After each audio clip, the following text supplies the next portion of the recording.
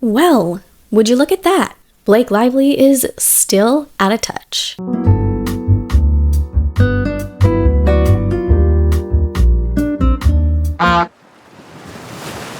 Jambo! Habari kilam tu, and welcome back to The Chanel.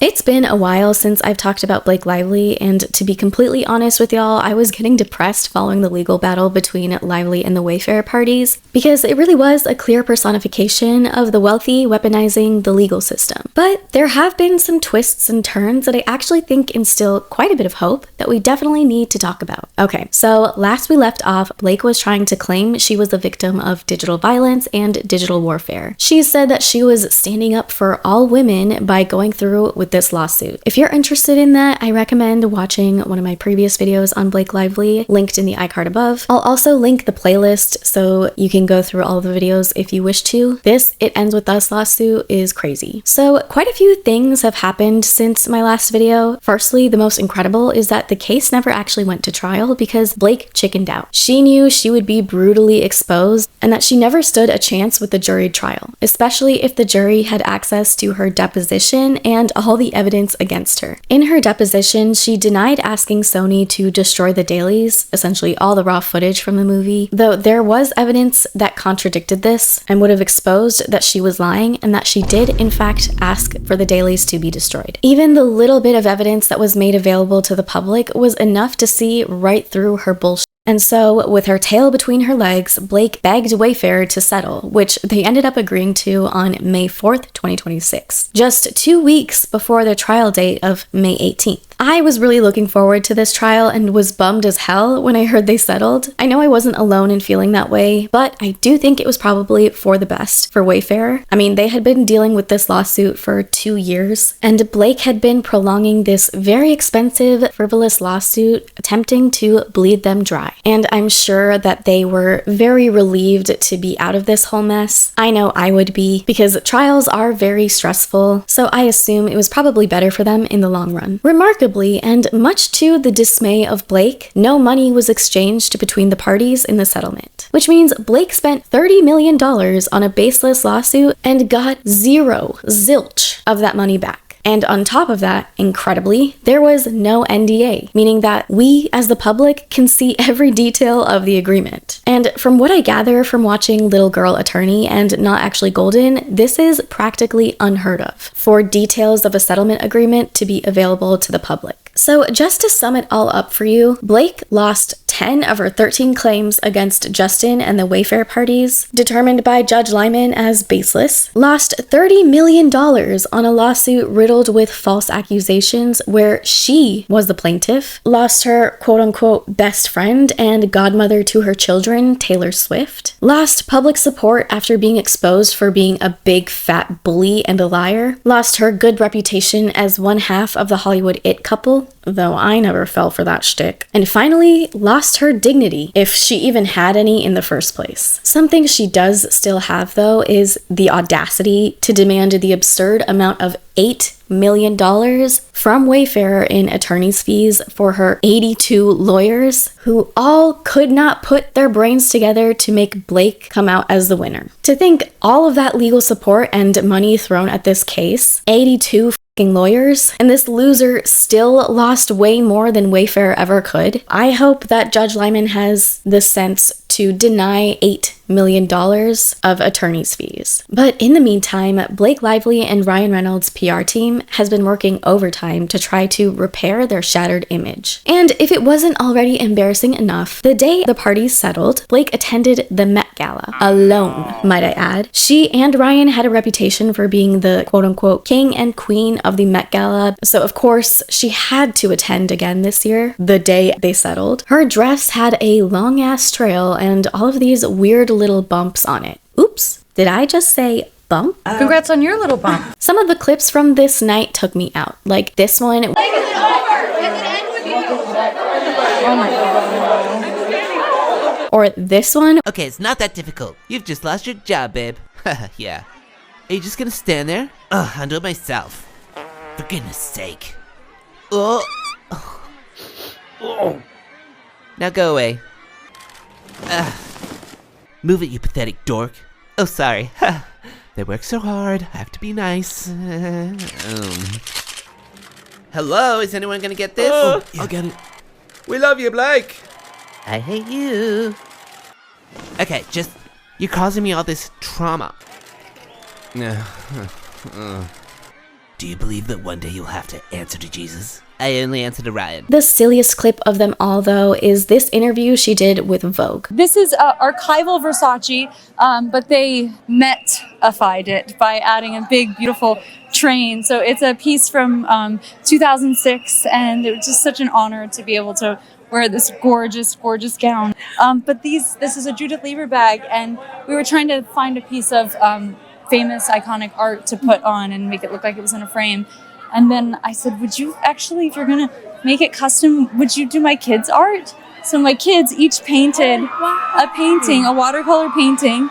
So each of my 4 kids did this. That is so special. That's special. So I have them with me because I'm shy too. So I just like to got the kids have right my here. kids with me. They're like, I probably could have fit them under my dress, to be honest. I should have snuck them under there, and then I would have. That's really special. Not special. It's Yes. just like my little comfort. So. The word shy and Blake Lively do not go together. Miss Ma'am is anything but. There have been rumors circling around that Ryan and Blake's relationship is on the rocks because of this ridiculous lawsuit. That wouldn't surprise me, but I don't think that's the case. I think that they're both so miserably self-absorbed, and they feed off of each other's egotistical energy. Despite the rocky relationship between Blake and her ex-bestie Taylor Swift, reportedly, these clowns were invited to her tacky wedding in Madison Square Garden, but chose to not attend in an effort to not steal the attention away from the newlyweds. Yeah, and I'm the Pope. Timu, Barbie, and Ken have also been serendipitously photographed out and about, proving to all of us poors that they still have a disgusting amount of cash to drop on designer items. I mean, what's a classier way to flex your wealth than walk around New York City with a matcha latte in one hand and $100,000 worth of Hermes bags? And people say Blake Lively is out of touch. A couple weeks ago, Justin and Emily Baldoni posted a video on Instagram. There's so much to say, and it makes it hard to speak. But what does feel important is that we can genuinely say that we are sitting here today feeling immense gratitude for so many things and so many people and so many things that have happened to us. Gratitude has saved us. It has. And I also feel that it's important as we say that, it doesn't negate the injustice and the pain that we have also felt in the last few years. And we've had to wrestle with so many things and try to understand so many things, like how could something like this even happen, let alone disguised as a fight for women. So much to unpack. And the truth is that there's been a lot of trauma for us to move through as a family. What I will say is that there have been so many painful things that have been spoken into existence Untruthful. over the last couple years. And that created so much noise, and we didn't want to add to the noise. So we just wanted to let the justice system run its course. And the facts have spoken for themselves, and here we are. All right, so how are we doing? That's How are we when people see doing? us on the street. How are you? We are healing. And if you've ever been through something traumatic, you know that healing isn't linear. It looks different every day, and we have had to rethink for ourselves what is real and what matters. And It's this. it's this. The kids. It's our family. Yeah. It's our friends. It's our community Our who have faith. been there for us. It's our faith. I think we're closer and more devoted and steadfast in our faith than we've ever been. There were so many of you who, when we didn't have a voice, were our voice. And so many of you had discernment, and you used your intuition, and you trusted that, and you have given your time to fight for us. And thank you does not feel like enough. But we're here, in large part, because of so many of you and all of our friends and family. And we feel so loved. And there is so much more to say. And we'll say that time will come. But for now, we are going to focus on continuing the healing and hanging out with our kiddos and enjoying life.